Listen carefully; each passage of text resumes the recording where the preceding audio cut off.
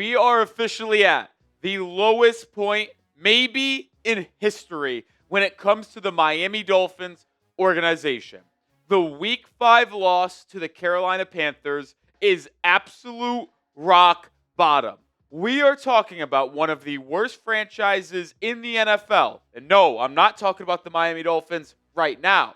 I'm talking about the Carolina Panthers with a terrible quarterback in Bryce Young and a head coach that hasn't proven anything in Dave Canales.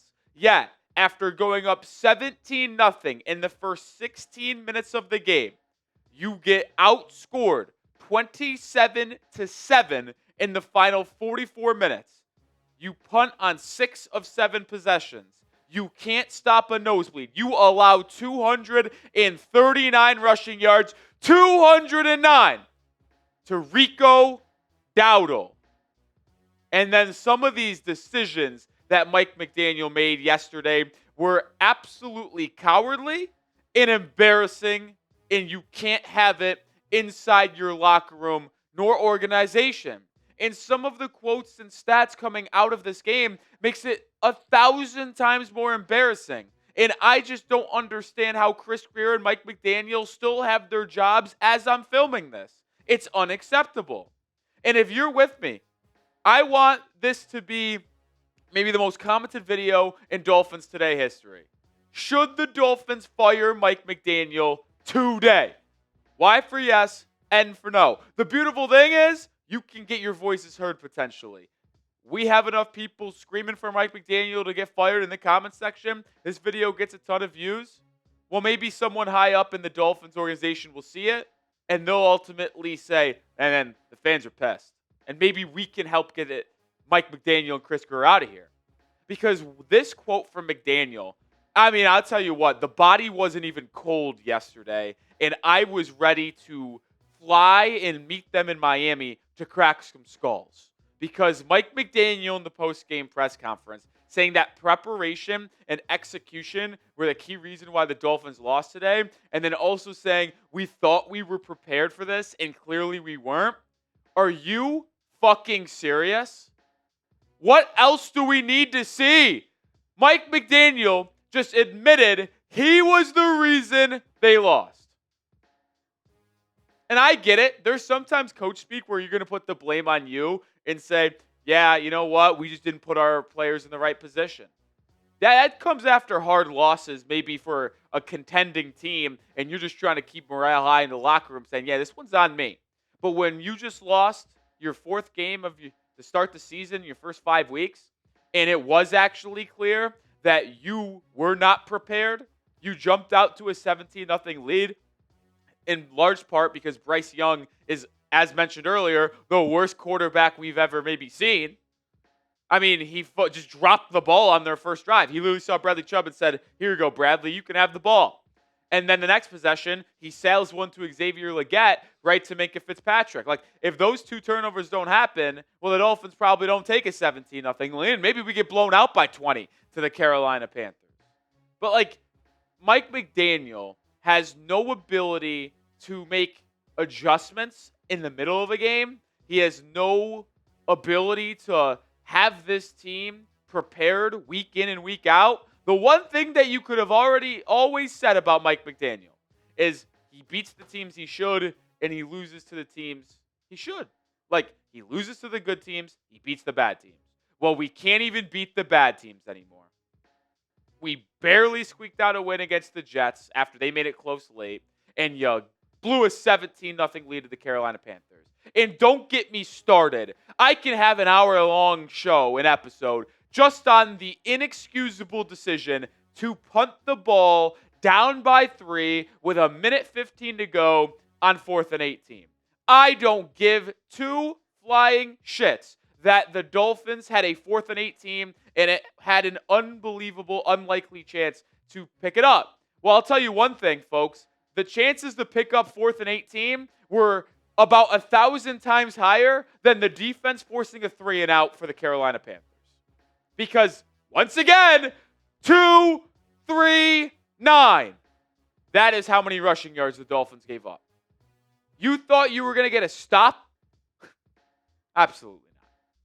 You really think you did? Like, that's good stuff. Like, honestly, that's funny. You do stand-up comedy. I don't think you'll find a bigger joke than that. That's home run stuff. I'll get you on Netflix.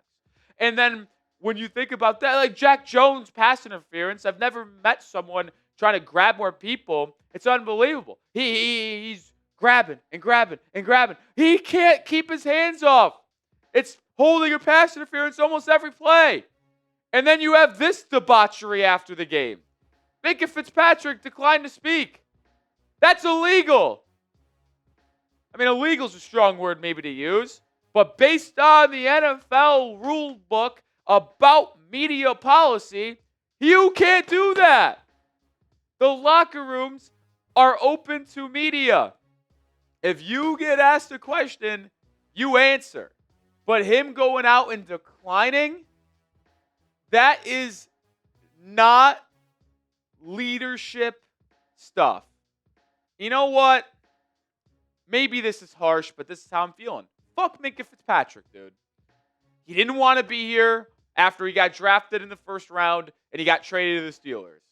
He didn't want to come back here, but he made a fussy about his contract. Chris Grier rewarded him. He's supposed to be a leader on this team, and he's not. Be a leader, man. Have some pride in your fucking self, dude. Seriously. I don't give a shit that you are one of the longest tenured players in the NFL. I don't care that you were an all-pro safety and argued as the top safety in the NFL for a couple of years there in Pittsburgh. Have some pride in yourself, man. Be a leader. Help these young guys that have a long career ahead of them understand what it means to be a professional. That was childish stuff, man. And that drives me up a wall. That's really the issue with this entire Dolphins organization right now, is that you have a bad apple in the front office of GM, you have a bad apple in the head coach with Mike McDaniel, and it's seeping into the players. The locker room may be lost. And we talked about it a couple weeks ago. It was reported that Stephen Ross, the Dolphins, they might have patience with Mike McDaniel and Chris Grier as long as the locker room continues to play for them and play hard every week. Well, I didn't see a team that played hard in the second half yesterday. And I didn't see the leadership I didn't see a locker room that would stand up for Mike McDaniel and hold down the fort after an embarrassing loss. It's time. What are we waiting for? Seriously, what are we waiting for? And when Mike McDaniel gets fired, we will be going live, partying. I might get blackout.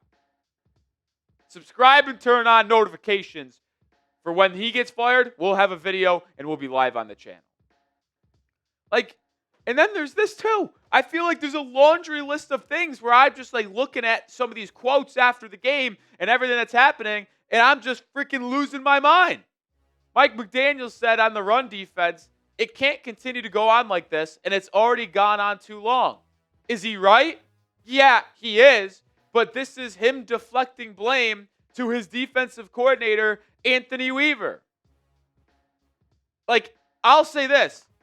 I've been critical of Weaver to start this year a little bit, but I've come to the realization he has nothing to work with.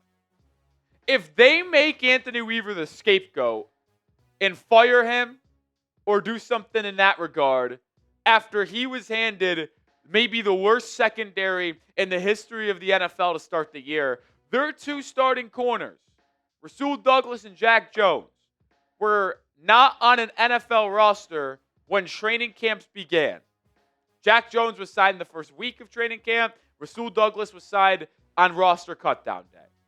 He was handed a garbage-ass roster, a garbage defense. And I can't blame him. You could roll the tape. I was giving high praise to Weaver before the year started. I was giving high praise to this defensive front seven. Boy, was I wrong about them. I always knew the secondary was going to be shit. But this front seven being as teethless and, oh my goodness, they get met with any resistance and they roll over like a puppy and get their tummies rubbed. Oh, tummy. Oh, we're going to have a career day against you. Oh, we see the Dolphins over there on that schedule. Oh, we're going to run for 200. Oh, yeah, we're going to move the ball. It's too easy. Rico Dowdle sucks. In the first 4 weeks of the year, he averaged 2.7 yards per carry. He averaged 9 yesterday. This episode is brought to you by Prize. You and I make decisions every day, but on Prize Picks, being right can get you paid, and it's good to be right. And I'm right about Mike McDaniel and Chris Grier. Prize Picks is simple to play. You just pick more or less on at least 2 player stats. If you get your picks right, you can cash in. It's the only app that offers stacks, meaning you can pick the same player up to 3 times in the same lineup. Want to pick more on Josh Allen? Pass yards, rush yards, touchdowns. You can pick all of them in the same lineup, only on Prize Picks. I have an entry in for Monday Night Football today. I think it's the Brian Thomas show today. I need it for my personal fantasy team as well, so kind of all in on Brian Thomas today. I also go less than Kareem Hunt, 8.5 rush attempts, and less than Travis Kelce, 41.5 receiving yards. The Taylor Swift album sucked, so Travis Kelce's probably going to suck tonight too. Download the Prize Picks app today and use code CLNS to get $50 in lineups after you play your first $5 lineup. That's code CLNS to get $50 in lineups after you play your first $5 lineup. Prize Picks. It's good to be right. I just really can't fathom the Dolphins blowing a 17-0 lead to the Panthers. Same team, by the way, that I know the Patriots just got a big win last night on the road to the Bills. We actually are going to talk about that here in a second. But they lost at home to the Patriots last week, 42-13. And you let that team, after you punched them in the mouth, I said key to victory was starting fast because the Panthers will likely roll over. They tried to roll over. They did. But you were unable to put them away.